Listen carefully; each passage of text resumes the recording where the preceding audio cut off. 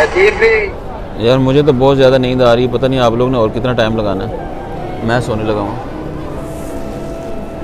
देख लो अपने बाबा जी को, आप ना इतने सालों से बाहर के मुल्क में रह रहे हैं, लेकिन आप ज़रा नहीं बदले। लोगों की बीवियाँ शिकायत करती हैं कि आप बदल गए हैं, तो आपकी शिकायत है कि मैं अब बदला नहीं हूँ। हद होगी यार। मैं वो भला नहीं कह रही, मैं कह रही हूँ कि आप ज़माने के साथ साथ मॉडर्न नहीं हुए। यार कितनी चीज़ें बदल गई, हद होगी है। क्या बदले? एक चीज़ बताएं।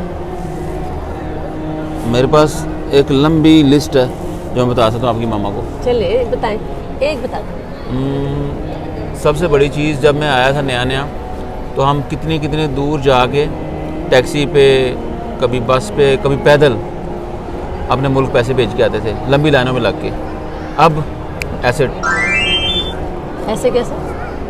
टैप टैप एप्लीकेशन के ज़रिए ऐसे पैसे भेज देता हूँ। तो ये बदला नहीं तो क्या है? तो ये तो टैप टैप का कमाल हुआ ना, आप क्या बदले? बाबा, दिमाग कौन इस्तेमाल करता है? मैं दिमाग इस्तेमाल नहीं करूँगा तो एप्लीकेशन कैसे चलेगी? ठीक है, एप्लीकेशन है, लेकिन मैं दिमाग इस्तेमाल करता हूँ।